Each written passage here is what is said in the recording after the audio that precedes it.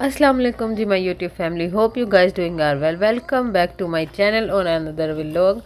आज हम लोग जा रहे हैं दुनिया के मुक़द्दस तरीन शहर से दूसरे मुक़द्दस तरीन शहर में।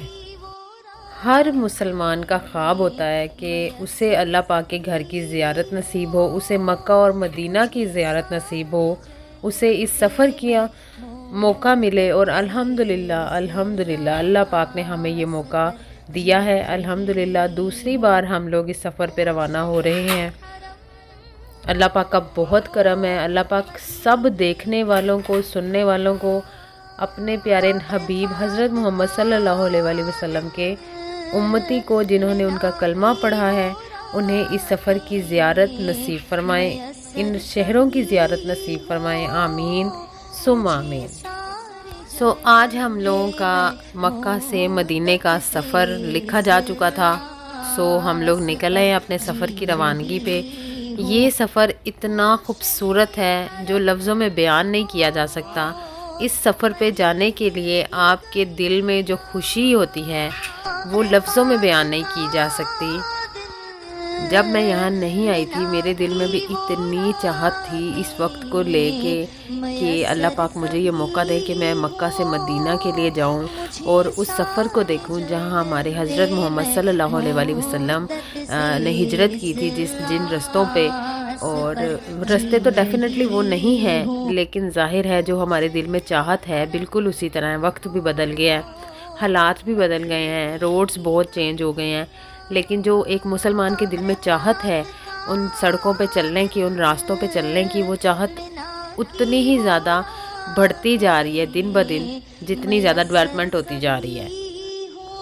मैं इस बात को क्लियर करती चलूँ कि मक्का से मदीना जाने के लिए जो जो ट्रैवल ऑप्शंस हैं हमारे पास होते हैं वो आप लोगों के साथ शेयर कर दूँ।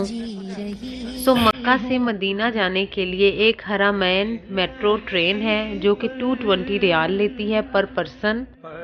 सेकंड ऑप्शन हमारे पास जनरल बस स्टेशन का है जो कि 60 टू 70 रियाल लेती है पर पर्सन।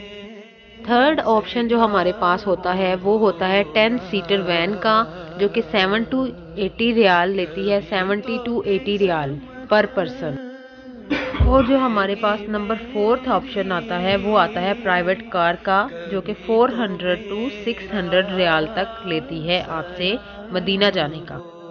आप यकीन करें इस रोड पे चलते हुए जिस्म में ऐसे कपकपी तारी हो जाती है, गूज बम्स खड़े हो जाते हैं, दिल ऐसे धक धक करने लग जाता है कि हम इतने खुश नसीब हैं अल्हम्दुलिल्लाह अल्हम्दुलिल्लाह कि हम उन रस्तों पर चल रहे हैं जहाँ से कभी हमारे प्यारे आका हज़रत मोहम्मद सल्लल्लाहु अलैहि वसल्लम का गुज़र हुआ था। सुभान अल्लाह सुभान अल्लाह। मक्का से मदीना की तरफ जाते हुए ऑलमोस्ट 160 किलोमीटर के बाद ये सर्विस एरिया आता है जहाँ पे पाकिस्तानी रेस्टोरेंट्स हैं। तो यहाँ पे जो ड्राइवर्स होते हैं बसेस के भी और आपकी प्राइवेट टैक्सीज के भी, वो यहाँ पे आके स्टे करते हैं और आपने जो भी रिफ़्रेशमेंट करना होता है वो आप करते हैं। इस बार इस सफ़र की चाहत मुझे पहले से ज़्यादा थी कुछ, वो इस वजह से भी कि मेरी अम्मी जी ने मेरे साथ होना था, लेकिन अनफॉर्चुनेटली कुछ हेल्थ इश्यूज़ की वजह से वो मेरे साथ नहीं आ सकें। मेरे दिल में इस बार ये भी दर्द था। आप सल्लल्लाहु अलैहि वसल्लम की गलियों का, सड़कों का वो जो एक चाहत और था, जुनून था, वो तो दिल में था ही था। उसके लिए तो दिल अश्कबार था ही आंखें, लेकिन जो अपनी अम्मी जी को याद करके भी मेरा दिल परेशान था वो भी एक अलहदा ही थी बात। मदीना जाने की जो चाहत और आप सल्लल्लाहु अलैहि वसल्लम के रोज़े पे जो हाज़िरी देने की तलब है, जो चाहत है, आप इस सफ़र में वो जो आपके दिल में बार बार आ रहा होता है कि ये सफ़र कब मुकम्मल होगा और कब आप उस जगह पहुँचेंगे जहाँ आपने अपनी हाज़िरी देनी है और दीदार करना है उन जालियों का, वो आपसे रहा नहीं जा रहा होता कि कब ये सफ़र पूरा हो और आप वहाँ पहुँचें। तो मदीना से पहले मदीना का नाम जो था वो यसरब था। आपने पहले नातों में हम सुनते थे यसरब के वाली, सारे नबी तेरे दर के सवाली, शाहे मदीना। तो हज़रत मोहम्मद सल्लल्लाहु अलैहि वसल्लम की हिजरत के बाद फिर वहाँ का नाम मदीनातुल नबी पड़ गया था। اور یہ سارا علاقہ جو ہے حجاز کے نام سے بلایا جاتا ہے اس علاقے کو. اور ہم لوگ الحمدللہ مدینہ کی حدود میں انٹر ہو گئے ہیں. مدینہ کی حدود میں انٹر ہونے کے بعد ہم لوگوں کا ایک جگہ سٹے تھا، وہاں پہ ہم تھوڑی دیر رک گئے اور اس کے بعد پھر ہم واپس اپنے سفر کی طرف چل پڑے. میں اور ہسبینڈ تو پہلے آ چکے تھے الحمدللہ. ہمارے دل میں بھی چاہت بہت تھی پھر سے ان جالیوں کو دیکھنے کی، لیکن بچے جو کہ پہلی بار جا رہے تھے، بچوں کو بہت شوق تھا کہ الحمدللہ ہم لوگ کب ان جالیوں کو دیکھیں گے، کب آپ صلی اللہ علیہ وسلم کے روضے مبارک پر حاضری دیں گے. تو بچوں کو بہت انتظار تھا. الحمدللہ ہم لوگ مدینہ پہنچ چکے ہیں. ہوٹل میں چیک ان کرنے کے بعد ہم لوگوں کا جو فرسٹ پریورٹی تھی وہ یہی تھی کہ بس کسی طرح ہم لوگ پہنچ جائیں حرم.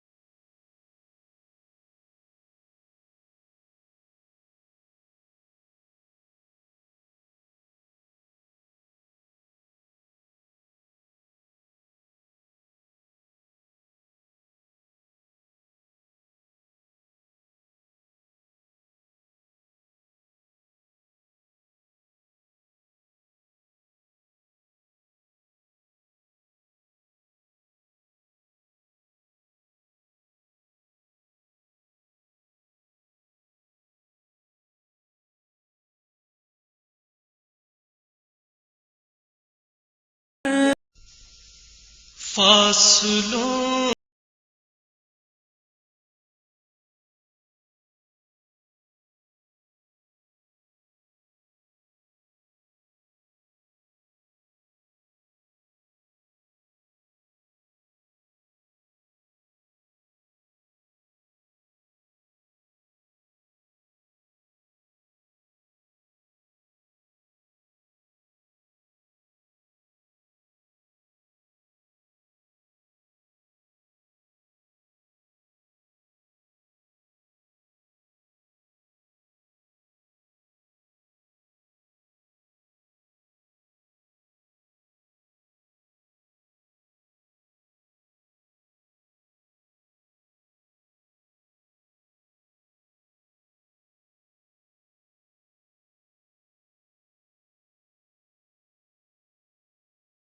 ہم لوگوں نے اسلام پیش کر دیا ہے اور ہم لوگ اب باہر آ گئے تھے کھانے کے لیے. بھوک لگ رہی تھی کافی بچوں کو بھی اور ہمیں بھی، تو ہم لوگ باہر آ گئے کھانے کے لیے.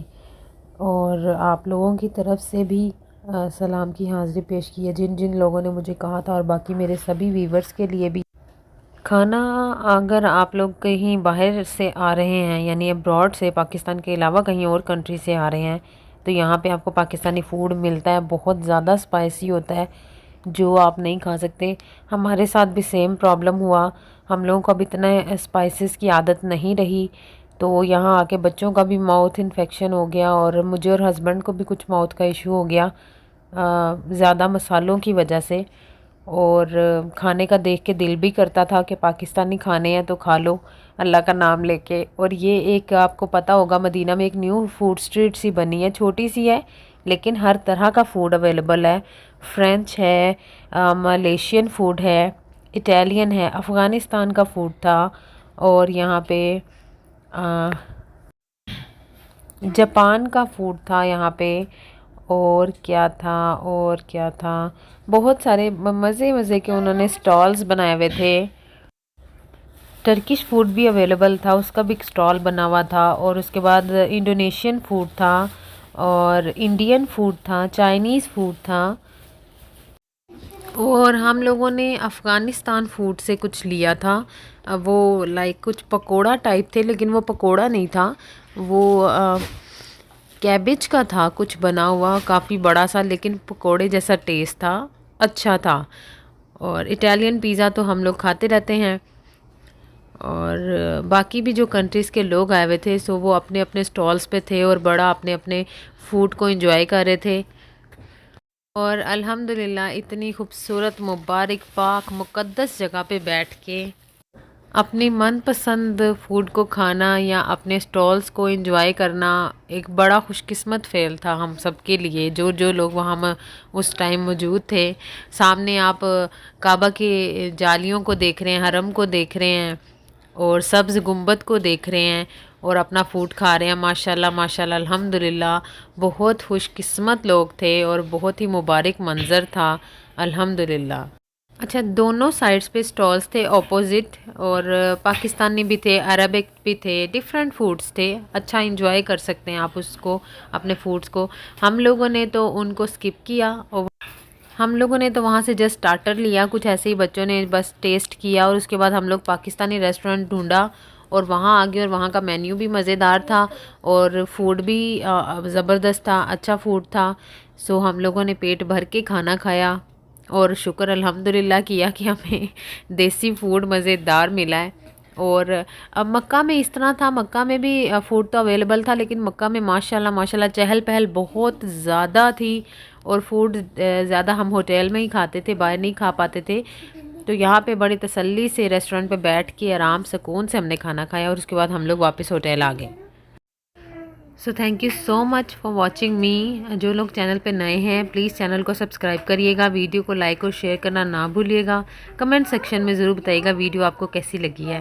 اپنا اور اپنے پیاروں کا بہت سارا خیال رکھیے گا، مجھے، میری فیملی کو اور فلسطین کے مسلمانوں کو اپنی دعاؤں میں یاد رکھیے گا۔ انشاءاللہ پھر ملیں گے، اللہ حافظ۔